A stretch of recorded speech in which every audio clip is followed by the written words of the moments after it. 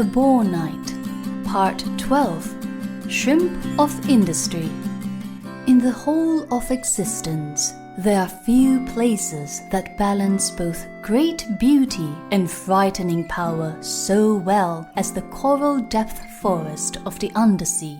The strong violet trunks of the coral trees, the glowing sunny leaves of flowing kelp in the deep current, and the youthful pink blush of the blooming flowers create a mysterious and peaceful backdrop for the many mythical and at times dangerous inhabitants of the undersea.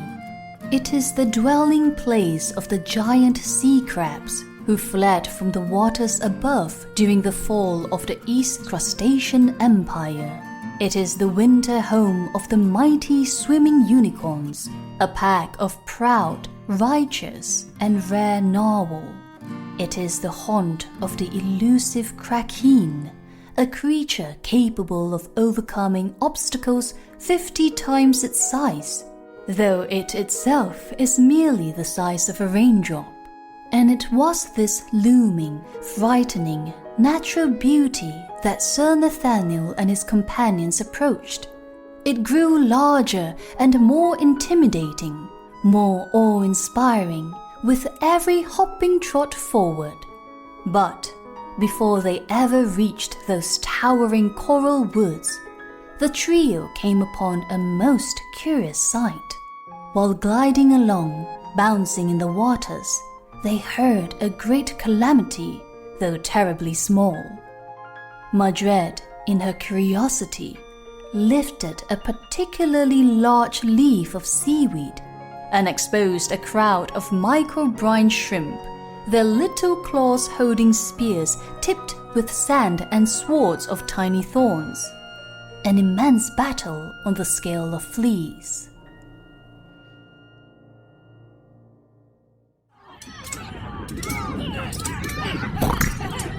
Are you in battle, tiny ones?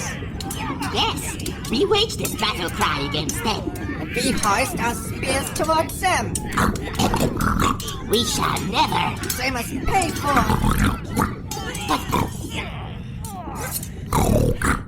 You heard Sir Nathaniel. Put your weapons down.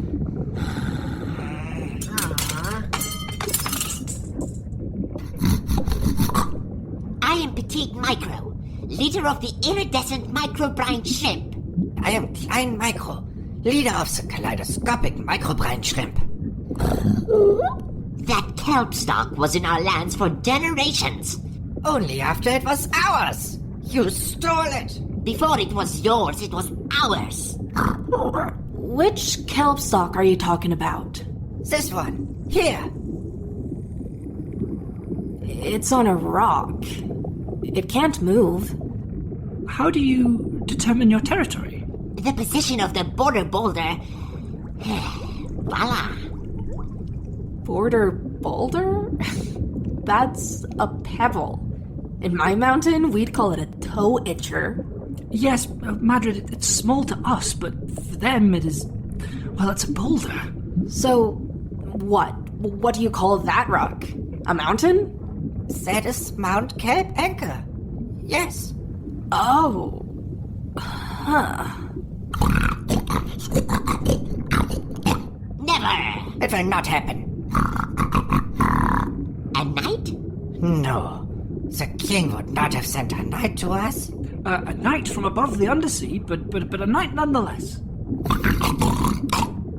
Only if Klein will listen. If Petit can stay quiet long enough, then...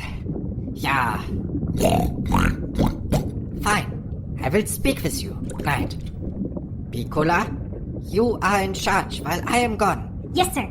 And Chiisai, you watch over our people. Yes, sir. It will take a while for Sir Nathaniel to explain the benefits of peace to your leaders.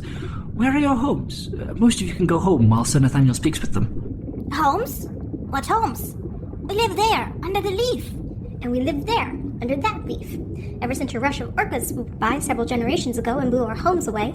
They were built by our Deca great-grandshrimps. We don't know how to rebuild them. The leaves are all we have now. Well, I know how. I used to build miniature model micro-homes with my siblings. I can show you how. Come, we can start right here. What about our young and our elderly? What if they are attacked in our absence? Or our young and elderly? We cannot trust them. I can watch them all. I'm a storyteller, so if you'd like, I can tell you some stories and make sure nothing happens. Bard's honor. Fine. We will learn. Yes, there's benefit to this deal. Great. So, all those who would like to learn how to build, please swim just over there and we will start with some quick instructions on the correct quality of rock for your foundation. Alright, first you'll want to... Sir Nathaniel took the micro-brine shrimp leaders aside and spoke with them on the values of peace and partnership. While he wished to bestow on Petit and Klein some of his knightly teachings, Nathaniel still believed himself more of a student than a teacher. So he did what he could, which was to do his best.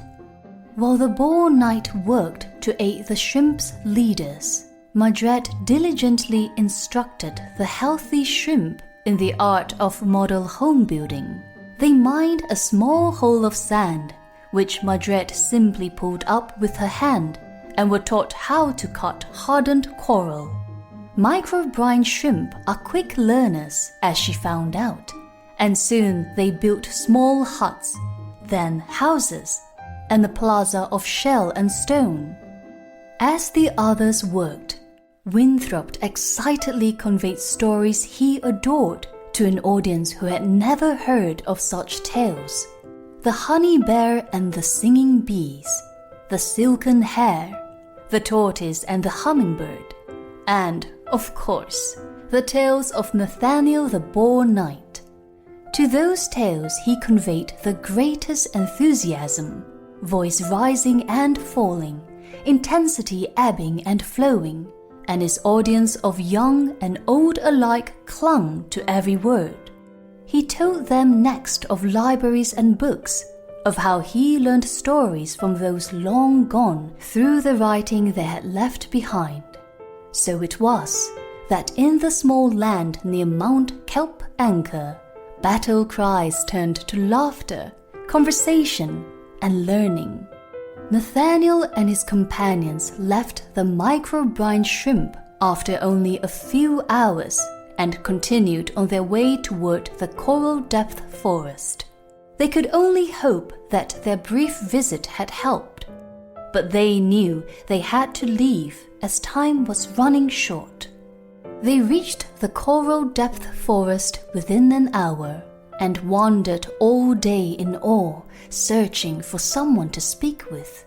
It was only after they found themselves turned about, back near where they entered the forest, that they saw a large crab, its claws pulling a cart of swirling shells.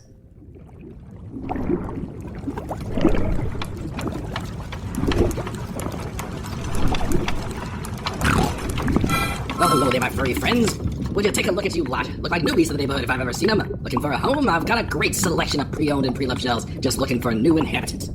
I think we're all a bit too big for any of those shells. Well, of course I see that. My normal clientele are normally a bit smaller and a bit more aquatic, but I do have a selection of extra large shells for giant models. If you're interested in taking a look, those are available at my lot. Sheldon's pre-owned shells at the eastern end of the coral depth forest. That's Sheldon with 2 L's. But I'm afraid you'll have to wait to take a gander. The lot's currently covered in creeping bloom. That's why I'm on the road. Gotta make up for those larger lost sales. You speak very quickly. The Ocean King? Why, first and only time I saw His Moist Majesty was over a month ago now. That who you're looking for? Well, then you're going the wrong direction. Sure, he came out this way, but just to take a gander at a coral depth forest, turned right around afterward, went right back the way he came. Then we really don't have any clues. Well, he was here to check up on the kelp crop, wasn't he? Kingdom's pretty big. Someone must have seen him. With everyone up in a justifiable fuss over the creeping bloom, well, just ask around. Let's head back then. We can ask at the kelp crop fields. Did we ask the micro-brine shrimp? Yeah, sure, I can't interest you in a shell. This one's only got 4 years on it, hardly anywhere, and I can throw in a polish if you've been looking tip-top.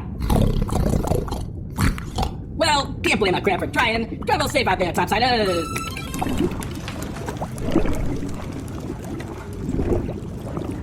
This is pretty close to where we were before. Oh, it's been hours. Can we take a break to eat soon? All the swim walking really works up an appetite. And Cecil packed us a picnic. Yes, the coral depth forest was marvellous. I think I can work it into part of the ballad. Hang on. Is this the way we came? Well, I don't remember that. That. The tiny city. It's minuscule. Well, we can ask. Someone may know. Wait. It can't be. The micro-brine shrimp.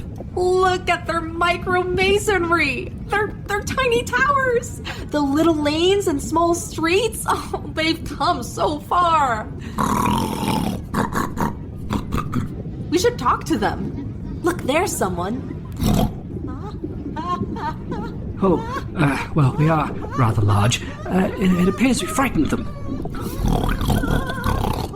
Oh, look, he's coming back. Great and honorable knight Nathaniel, our most illustrious great snout, and your glorious companions, please, if you so wish, come with me so that your people may greet you. Come with me so that we may show you the honor you so rightly deserve. What is happening? Your people? Sure. Yes, come please, great ones, great snout, great builder, great tutor. It is for you that we have built our great growing city. You have been gone for many generations, great snout. When you met our grand forefathers, we were but the torn fractions of micro-brine shrimp. But with your teachings, with your guidance, we are now the proud snout shrimp, following your words, the word of the snout. Oh, no.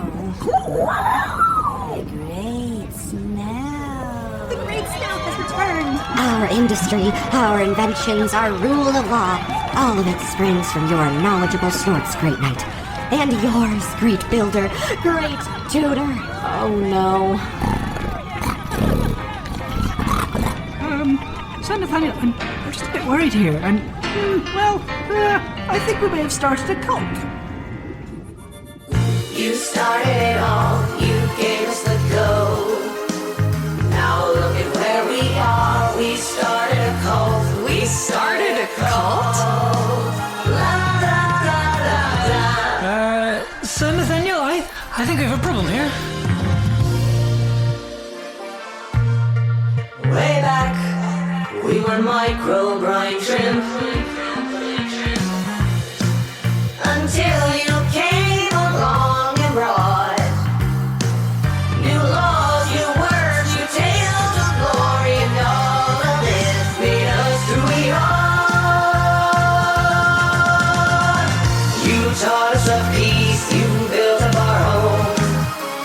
Now look at where we are, we started a cult, we started a cult. Maybe it's not so bad, right?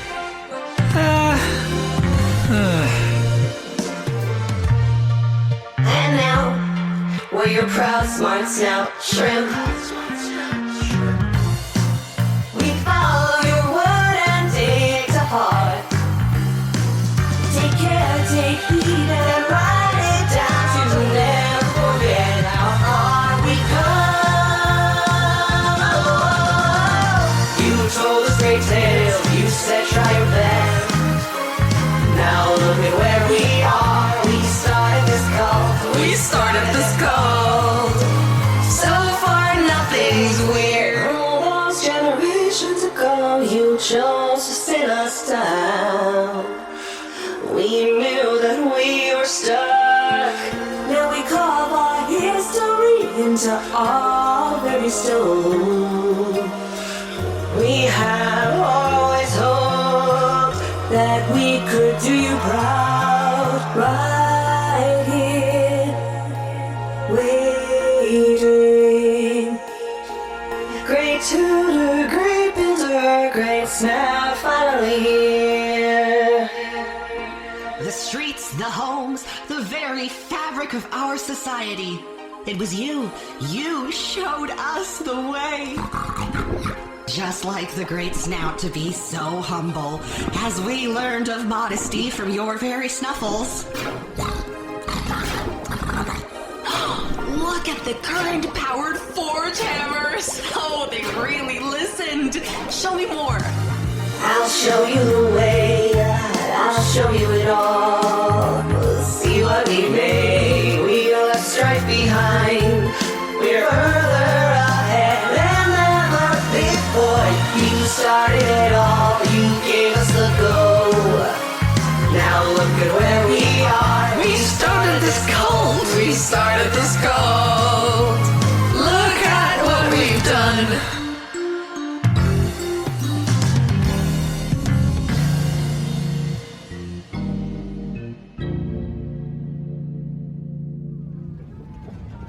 Our great love of song comes from you, great tutor. Well, I really do appreciate it, little one. I am Nat Micro, descendant of the Micro line, who took their teachings directly from the Great Snout generations ago. I am named after the Great Snout Knight Nathaniel himself, in his honor. This is so cool! My siblings are never going to believe this. Look, they even use thermal vents! Just like we do under the mountain. I'm so proud. Of course, your noble snout, sir. I will take you to Edie the Wise, my esteemed grandmother, and the head librarian of our great Winthrop library. Please, this way. Well, I'll swim, I guess. You could just look over here. Here, our grand Winthrop library. Sorry, I'll get Edie the Wise. Sorry, the Grand Library was only built to snout shrimp proportions. No need to fetch me, little one. I am here. Hello, great trio. I am Edie the Wise, and I will aid you in any way I can. It would be the greatest honor. The Ocean King. Yes, you have been in search of the lost monarch for so long, and your quest still continues. Give me a moment, and I will return. If there is... Oh, that was fast. I hope this aids you in your most honorable quest. This grain entry, written by a now past snout shrimp, who recounted a tale from his grandfather, stated that in an interaction with a stonefish in the northern fields, the stonefish recounted seeing the Ocean King descending into the sinking serpent trench. And what's the sinking serpent trench? The deepest, darkest part of the undersea. Why? Why indeed? But that was not a helpful question. Instead, Sir Nathaniel chose to focus on how. How could they reach the Ocean King quickly?